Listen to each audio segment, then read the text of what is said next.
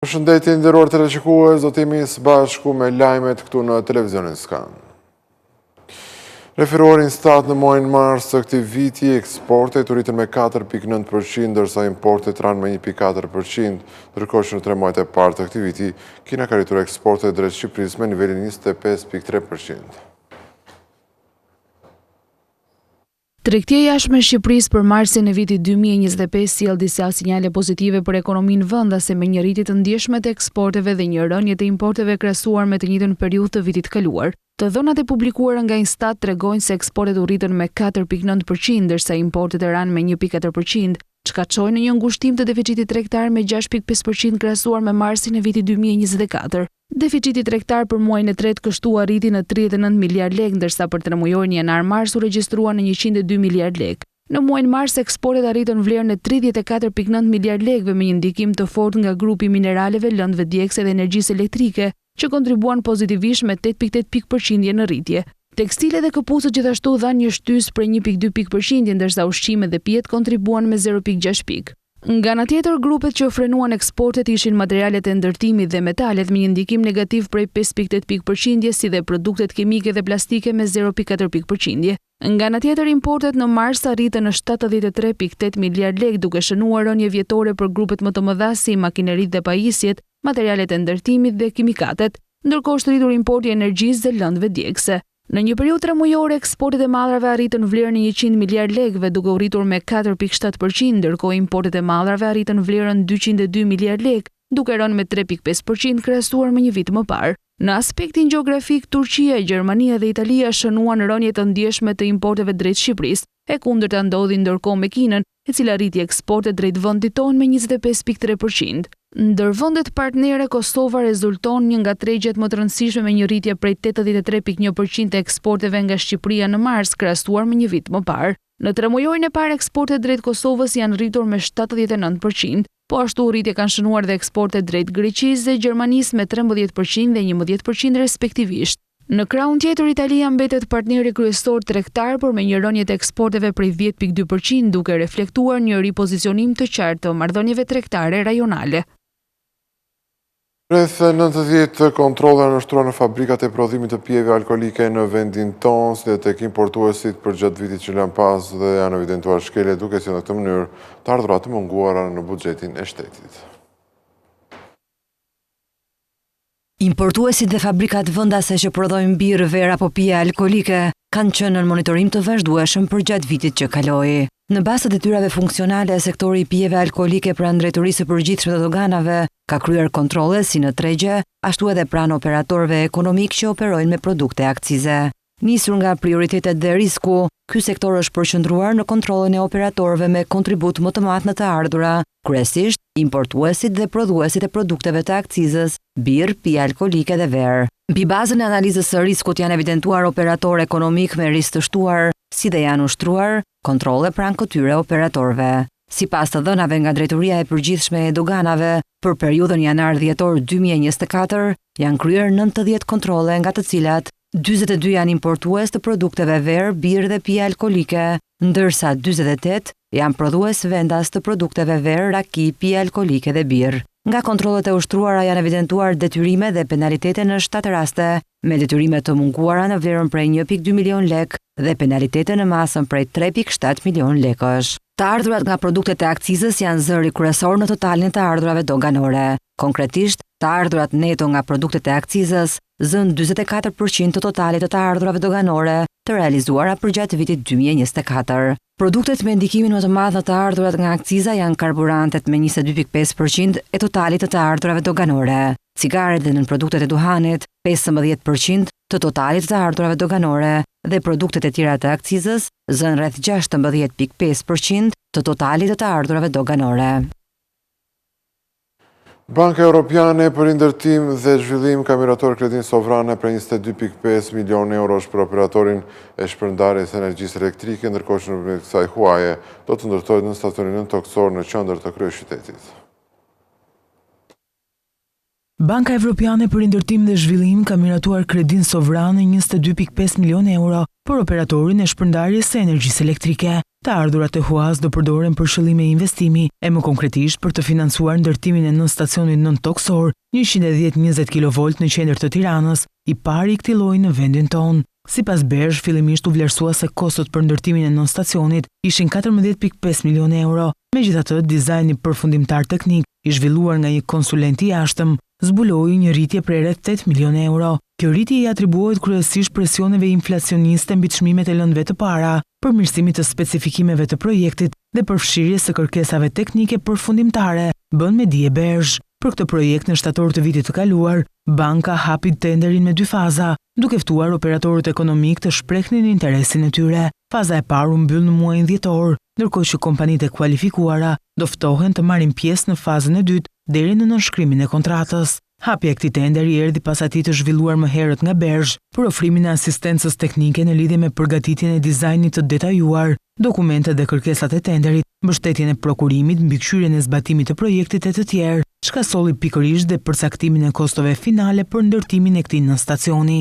Sipas kësaj kontrate parashikohet që punimet të përfundojnë në mars të vitit 2026. Nën stacioni elektrik 110-20 kV do të pozicionohet pranë sheshit Skënderbej në Tiranë, ndërsa projekti parashikon përdorimin e teknologjisë me gaz për pajisjet që do kryen kontrollin, mbrojtjen dhe izolimin e sistemeve të energjisë në këtë nën stacion. Nga ana tjetër, numri i centraleve të prodhimit të energjisë elektrike që kërkojnë të lidhen me rritjen e transmetimit ka pasur rritje të ndjeshme, enti rregullator thekson nevojën për zhvillimin dinamik, por edhe për investime. Numri i centraleve të prodhimit të energjisë elektrike që kërkojnë të lidhen me rrjetin e transmetimit ka pasur rritje të ndjeshme, teksa të dhënat zyrtare flasin për 10 mijëra megawatt që kanë marrë miratimin për instalim, duke rritur nevojën për investime me qëllim integrimin e tyre në sistem. Sipas të dhënave nga enti rregullatori i energjisë të përpunuara nga televizioni Skan, janë 14 centrale me kapacitet të instaluar rreth 430 megawatt që kanë nënshkruar marrëveshje për lidhje deri në vitin 2024 dhe pritet të energjizohen gjatë viteve 2025-2026. Por ndjeshëm i lartë është numri centraleve që përgjatë vitit 2024 morën opinionin paraprak në sistemin e transmetimit ose rimiratimin në parim për lidhje në sistemin e transmetimit. Sipas të dhënave zyrtare, në total janë 29 impiante me një fuqi totale të projektuar prej 3105 megawatt. Kjo sasi e projektuar është e konsiderueshme, duke marrë në konsiderat se aktualisht vendi ynë ka një kapacitet total prodhues të lidhur me rrjetin e transmetimit prej rreth 2679 megawatt. Ndërkaq nisur nga fakti se një numër i konsiderueshëm i burimeve të energjisë elektrike parashikohet që të ndërtohen dhe të lidhen me sistemin e transmetimit, enti rregullatori i energjisë thekson nevojën për një zhvillim më dinamik dhe investime për të integruar këto burime në sistemin elektroenergjetik shqiptar në vitet në vijim. Ka numri të personave që kontribuojnë me pension privat mbetet një sfidë më vete për këtë treg, ndërkohë që sipas ndërave më të fundit publikuar nga AMF, 52% e numrit të anëtarëve në këtë treg kanë lidhur një kontratë individuale. Edhe pse tregu i pensioneve private ka pasur një ecuri pozitive në 2024, rritja e pjesëmarrjes së qytetarëve mbetet një sfidë për zhvillimin e mëtejshëm të tij. Në raportin e saj vjetor, Autoriteti i Mbikëqyrjes Financiare thekson se për shkak të besueshmërisë së ulët, numri i qytetarëve që kontribuojnë për një pension privat vijon të jetë shumë i ulët. Për këtë arsye, në 2025, angazhimi për rritjen e pjesëmarrjes dhe përmirësimin e ofertës do të jetë thelbësor për të përballuar këtë sfidë dhe për të siguruar një zhvillim të qëndrueshëm të tregut të pensioneve private në Shqipëri. Numri i anëtarëve në fondet e pensionit privat në dhjetor 2024 ka arritur në 44.000 duke pësuar një rritje prej 15.9% në krahasim me 2023-shin. Në një harë kohor prej 5 vitesh, personat që kontribuojnë edhe për një pension privat krahas atij shtetëror janë shtuar gjithnjë më shumë. Po sa prej tyre kontribuojnë individualisht dhe sa përmes punëdhënësit? Në fund të vitit të kaluar, 22.934 antarë ose 51% e numrit të antarëve në treg kanë lidhur kontratë individuale me shoqërinë administruese dhe 21.000 ose 47% kanë lidhur kontratë me shoqërinë administruese dhe punëdhënësit, të cilët ka zgjedhur të kontribuojnë në fondin e ofruar nga shoqëria administruese, pa krijuar një fond pensioni me pjesëmarrje të mbyllur, ndërsa 292 antarë ose 0.66% kanë lidhur njëkohësisht si kontrata individuale, ashtu edhe kontrata në cilësinë e punëmarrësit për antarësim në fondin e pensionit privat të përzgjedhur nga punëdhënësi. Në tregun e fondeve të pensionit privat, prioritet mbetet monitorimi i përshtatjes së aktivitetit të shoqërive administruese e depozitarëve të licencuar, si dhe fondeve të pensionit privat me kuadrin ligjor e rregullator në fuqi. Viti 2024 ishte një vit i rëndësishëm pasi brenda 12 muajve nga hyrja në fuqi e ligjit për fondet e pensionit privat, AMF plotësoi edhe kuadrin nënligjor të tij. Sipas të dhënave më të fundit publikuara nga Eurostat, Shqipëria ka shënuar rritje të ndjeshme të transportit ajror me një rritje prej 11.2% të fluturimeve vetëm për gjatë muajit mars të vitit 2025.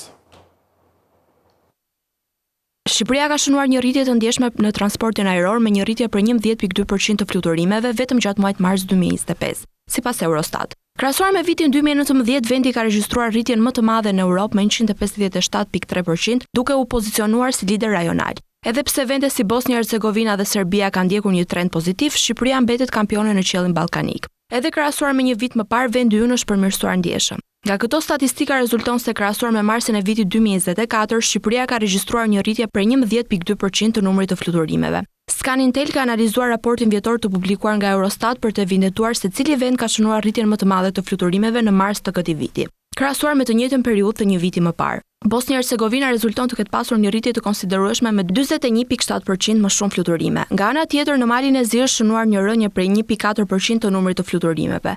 Rritje pozitive janë shënuar edhe në Maqedoninë e Veriut dhe në Serbi, përkatësisht me 9.4% dhe 13.4%. Megjithatë, Shqipëria vijon të kryesojë ndjeshëm rritjen, sidomos në krahasim me periudhën para pandemisë. Edhe vendet e tjera të rajonit kanë ndjekur një trend pozitiv. Serbia renditet në vendin e tretë me një rritje prej 44.2%, ndërsa Bosnia-Hercegovina mban vendin e katërt me një rritje prej 43.4%. Maqedonia e Veriut ka shënuar një rritje më të moderuar për 29.8%, duke u renditur në vendin e 6 në Europë. Ndërkohë Mali i Zi shënon një bilanc negativ me një rënje prej 0.4% të numrit të fluturimeve për të njëjtën periudhë. Në rak kontinenti, vendi që ka regjistruar rënjen më të madhe të fluturimeve është Slovenia me një ulje prej 40.7%.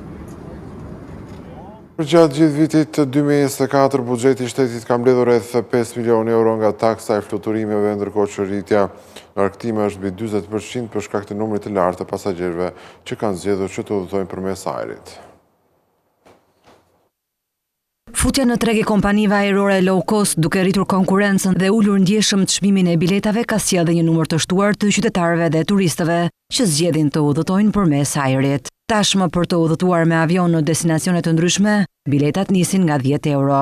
Sipas shifrave të Instat, gjatë vitit 2024, numri i pasagjerëve që kanë udhëtuar në rrugë ajrore ka arritur në 10.708.000 pasagjerë. Kjo rritje është reflektuar edhe në të ardhurat që vjel buxheti i shtetit mbi tarifën e shërbimit për kalimin e kufirit në avion. Të dhënat e detajuara nga Drejtoria e Përgjithshme e Tatimeve tregojnë se për gjatë vitit 2024, nga kjo tarifë janë arkëtuar rreth 5 milionë euro, me një rritje prej 40.4% në raport me një vit më parë, ku të ardhurat regjistroheshin në rreth 3.6 milionë euro.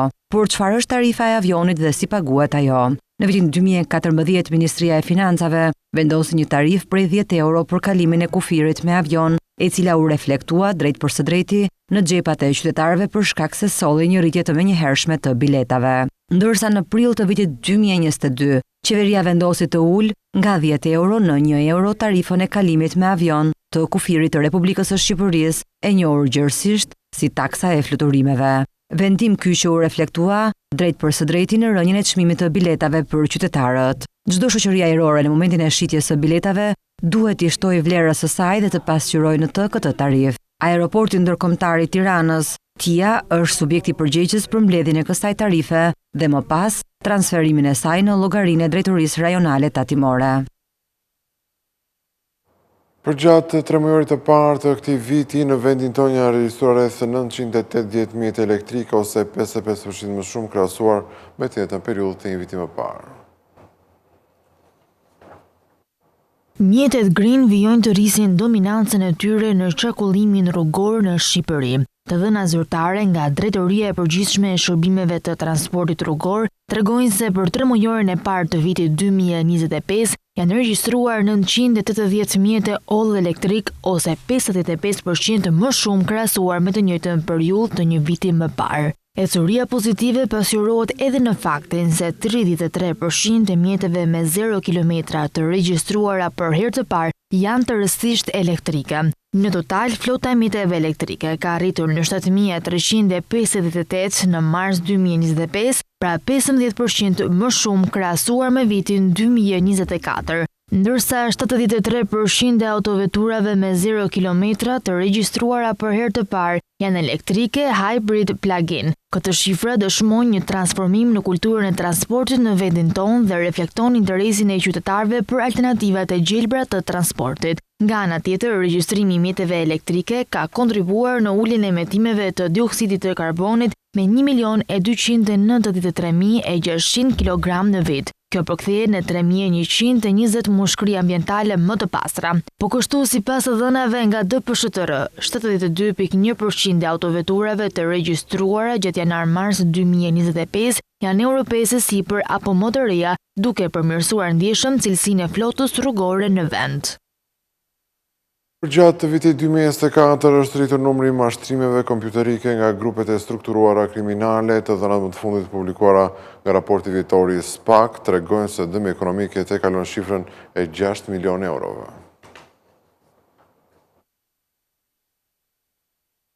Mbi 6 milion euro rezulton të jetë dëmi ekonomik nga mashtrimet kompjuterike në 2024. Sipas raportit vjetor të SPAK, gjatë vitit që lan pas është rritur numri i mashtrimeve kompjuterike që kryhen nga grupe të strukturuara kriminale, të cilat i shkaktojnë një dëm të konsiderueshëm ekonomik viktimave. Por si funksionojnë skemat e mashtrimit kompjuterik? Fillimisht ngrihen disa kompani që kanë për synim pikërisht mashtrimin e qytetarëve. Këto kompani krijojnë disa platforma të re me investimi online, siç janë Absolute Global Markets, Aurum Pro dhe Finaxis. Ata përdorin call centerat në Shqipëri, Maqedoninë e Veriut, Ukrainë dhe Gjeorgji, punonjësit të cilëve telefonojnë individ të ndryshëm për t'i nxitur që të investojnë në këto platforma. Investimi është i rrem dhe rezulton në vjedhjen e shumave të mëdha të parave ndaj personave që bien prej një skeme të tillë. Megjithëse numri i procedimeve penale është ulur me 19% në krahasim me 2023-shin, numri i procedimeve të dërguara për gjykim ka arritur gjithsej në 7 gjatë vitit të kaluar. Të dhënat nga raporti i SPAK tregojnë se mashtrimet kompjuterike në Shqipëri janë më të shpeshta në zonën e Tiranës, Durrësit dhe Vlorës. Nga hetimet e SPAK rezulton se Shqipëria është kthyer në një pikë të rëndësishme për rrjete kriminale që shfrytëzojnë hapësirat ligjore, teknologjinë dhe krahun e lirë të punës për të kryer mashtrime kompjuterike masive. Grupet kriminale janë të lidhura ngushtë me tregun e zi kibernetik, duke operuar jo vetëm me mashtrime financiare, por edhe me trafikimin e të dhënave personale. Mashtrimi kompjuterik i referohet futjes, ndryshimit, fshirjes ose heqjes së të dhënave kompjuterike, apo ndërhyrjes në funksionimin e një sistemi kompjuterik, me qëllim për t'i siguruar vetes apo të tretëve me mashtrim një përfitim ekonomik të padrejtë, apo për t'i shkaktuar një të treti paksimin e pasurisë. Një vepër e tillë penale dënohet me burgim nga 6 muaj deri në 6 vjet, kur ajo kryhet në bashkëpunim në dëm të disa personave më shumë se një herë, ose kur ka sjell pasoja të rënda materiale, dënohet me burgim nga 5 deri në 15 vjet.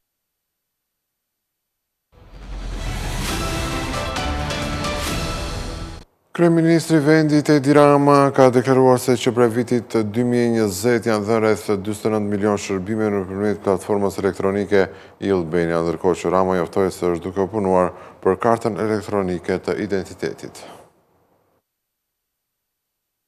Më shumë se 95% e shërbimeve publike janë online të aksesueshme nga çdo pajisje dhe nga çdo vend, ndërsa platforma e-Albania është bërë porta hyrëse e shërbimeve të shtetit. Kryeministri Edi Rama, gjatë fjalës së tij në aktivitetin fuqizimi i inteligjencës artificiale në shërbimet publike digjitale në Shqipëri për modernizimin e administratës publike, u shpreh se janë 3.3 milion përdorues, të cilët përdorin platformën dhe prej vitit 2020 janë dhënë 49 milion shërbime. 620 milion euro të kursyeera për qytetarët dhe për bizneset, vetëm nga ky transformim 1 miliard kilometra rrugtim, vajtje, ardhje, njerëzish për të marrë dokumentat. Ose, se kjo më pëlqen, na e kanë vënë përpara si një shembull auditorët, 25.000 xhiro rreth tokës. Ata që jetojnë jashtë kanë kursyer 57 milion euro nga fakti që mund t'i marrin shërbimet nëpërmjet platformës. Në fjalën e tij, kryeministri përmendi futjen e inteligjencës artificiale në negociatat me Bashkimin Evropian, në prokurimet publike, sektorin e të ardhurave në tatime dhe dogana, kontrollin mbi territorin, ndërsa foli edhe për zhvillime të mëtejshme.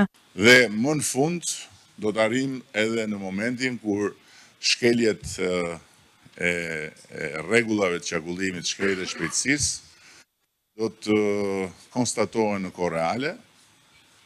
Dhe në kohë reale do të vi fotografia jote duke buzëqeshur teksa nga adrenalina e rritur je duke ecur më shpejt se ç'duhet, me një këshill që të ulësh shpejtësinë, edhe me një informacion se ku duhet paraqitesh dhe kur për të paguar gjobën. Ne jemi duke punuar për kartën elektronike të identitetit, që faktikisht është e gjitha sipas standarde dhe parametrave të përcaktuara nga Bashkimi Evropian për kartën elektronike të identitetit. Pasi përmendi sulmet nga Irani, kryeministri Rama u shpreh se tashmë Shqipëria ka një nga fuqitë mbrojtëse kibernetike më të avancuara në Europë. Nga ana tjetër, kryeu i Partisë Demokratike Sali Berisha ka premtuar subvencionimin për sektorin e bimëve aromatike o mjekësore dhe dyfishimin e buxhetit për sektorin e bujqësisë. Kryetari i Partisë Demokratike Sali Berisha gjatë një bashkëbisedimi me prodhues të bimëve mjekësore premtoi subvencionim për këtë sektor. Sipas tij, edhe buxheti për bujqësinë do të dyfishohet. Në projektin tonë për Shqipërinë madhështore, ne konsiderojmë sektorin e bujqësisë një sektor të rëndësisë parësore për realizimin e këtij projekti. Dhe jemi zotuar për një përmbysje të qëndrimit të këtij sistemi ndaj bujqësisë, blegtorisë, bimëve aromatike, bimëve heterovajore. Ne do të dyfishojmë buxhetin për këtë sektor dhe do të 4 ose 5 fishojmë subvencionin për fermerët. Do të subvencionojmë çdo njësi prodhimi, çdo kokë bagti dhe çdo fidan të mbjellur. Berisha foli edhe për tarifat e vendosura nga qeveria amerikane që prekin më së shumti këtë sektor. Qëndrimi ynë ndaj tarifave është negociata me qeverinë e Shteteve të Bashkuara për 0 tarifa, me kërkesën që qeveria amerikane të na përgjigjet dhe ne me 0 tarifa dhe ju të përfitoni. Por të supozojmë se qeveria amerikane për arsye të veta nuk adapton këtë, ne do kompensojmë ju plotësisht tarifin e eksportit të vendosur nga vendet ku ju eksportoni. Ne do bëjmë gjithçka me grante, siç thash. Krahas subvencioneve të gjithë procesit deri në eksport, Berisha premtoi të tjera lehtësi logjistike për grumbullimin e këtyre bimëve, si dhe për industrinë e përpunimit të tyre në vend. Në fund të këtij edicioni kujtoj se për më tepër informacion ju mund të klikoni dhe në faqen tonë të internetit skantv.al, ku do të gjeni gjithçka mbi ekonominë, banka, sigurimet, tregjet financiare të tjerë. Këtu kemi përfunduar, unë ju falenderoj për vëmendjen, mirupafshim. Mirupafshim.